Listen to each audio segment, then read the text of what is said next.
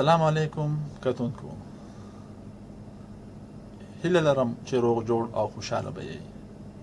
په ننني پروګرام کې به زه تاسو ته د 1 کال نه والا د 15 کالو پورې ماشومانو ته د خولې په ذریعه د ورکولو دوایانو هغه ټول طریقه کار او احتیاطونو په باره کې خبرې کوم، او د پروګرام په اخره کې به تاسو ته د بعضې میندو د هغې لاپرواهۍ کم چې د داسې کچو ماشومانو د ژوند لپاره د خطر سبب ګرځېدی شي هم وایم. نو د پروګرام د اخره پورې وګورئ. که تاسو زموږ د چینل نوي سبسکرایب کړئ، لازم یې سبسکرایب کړئ، خپلو ملګرو سره یې شیر کړئ او د پروګرام باره کې رائے د کمنټ په شکل کې خامخا لیکئ. د ټولو نه اول کچو ماشومانو ته د دوایانو ورکولو نه ضروري ده چې میندې دې خپل لاسونه د صابون یا د هینډ واش په ذریعه ووینځي. په دوایانو باندې لیبل دې ښه په تسلۍ پړاوهي.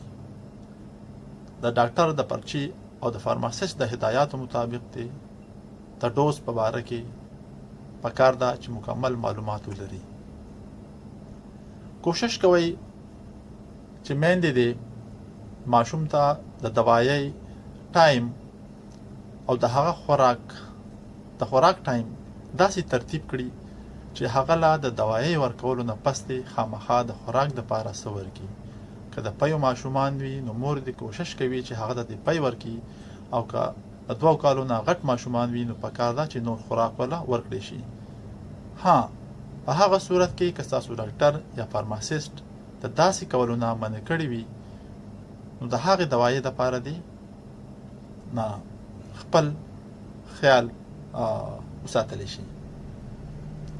کوشش کوئ چې د ماشومانو ته په خوله باندې د دوایانو ورکولو دپاره په کور کې موجودې عامې چمچې، سپونز مه استعمالوئ. ماشومانو ته د دوایانو ورکولو دپاره د فارمیسۍ کې سپیشل سپونز ملاویږي، سپیشل د دوایۍ د خولې په ذریعه د ورکولو لپاره سپیشل سیرنج ملاویږي، یا کچو ماشومانو ته ډراپرې ملاویږي چې په هغې باندې د ډوز باقاعده نشانات وي او په هغې تاسو د ماشوم د ډوز صحیح پیمایش کولی شئ. کوشش کوئ چې ماشوم له د دوایۍ ورکولو نه مخکې دوایي د ماشوم پوزیشن هغه کوشش کوئ چې د ناستې په شکل کې وي، چې داسې دوایي په اسانه د هغه خېټې ته لاړې شي. بعضې میندې دا کوشش کوي چې د دوایي د تریخ او د خراب ذایقې ختمولو دپاره د مختلفو مشروباتو او د مختلف نور شیزونو سره د میلا وهلو کوشش کوي. په داسې کولو سره د دوایۍ اثر کمیږي او یا د هغه صحیح ډوز د ماشوم ته نه میلاویږي. بعضې ټایم کې د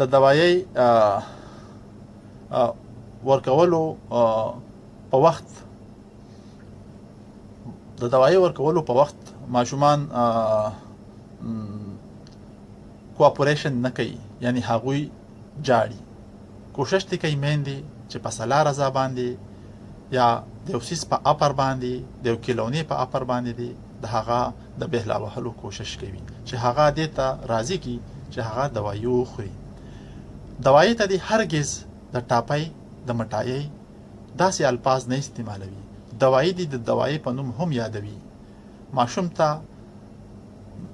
یاد ساتئ، ماشوم د مور د احساساتو نه ډېر متاثره کیږي. د مور خبرې ماشوم دومره نه افیکټ کوي لکه څونه چې د مور جذبات او احساسات ماشوم کاروي. خپل احساساتو نه دا ماشوم ته مه ظاهروئ چې لکه تاسو هغه ته دوایي نه ورکول غواړئ او دا یو مشکل دی. نه، بلکې ماشوم ته تاسو مختلف طریقې کار، مختلف وینا په ذریعه د هغه دې ته راغب کولی شئ چې هغه خپله دوایي وخوري. لکه داسې ویلی شئ چې په دې دوایي په ذریعه باندې به ستا تاتپانې تکلیف ختم شي، ستا د خېټې درد به ختم شي، ستا تبه به ختم شي، ستا د سر درد به ختم شي او همیشه د دوایي په نوم هم یادوي. کوشش کوئ چې ماشوم ته ټوله دوایي په یړ د هغه په خوله کې د اچولو کوشش مه کوئ. ماشوم ته د دوایي لږ لږ مقدار د هغه د غاښونو نه اخوا په دې خانه کې ور اچولو کوشش کوئ. په داسې کولو سره به ماشوم دوایي بهر ته نه راچوي. چې د کله دا یقیني شي چې ماشوم هغه دوایي هغه مقدار تیر کړی وي نو بیا ورته نور ورکوئ. یعنی د دوایي لږ لږ پورشن ورکوئ. د دوایي د پوره ډوز ورکولو نه پس تاسو هم په هغه سیرنج یا په هغه سپون په ذریعه معمولی اوبه یو چمچ یا یو 5 ملي یا 10 ملي اوبه هم ورکولی شئ. په داسې کولو سره به یو خدا به وي چې د ماشوم د خولې نه ټوله دوایي به د هغه خېټې ته لاړه شي، بلکې په سیرنج یا په سپونز کې پاتې دوایي به هم هغه ته میلاو شي.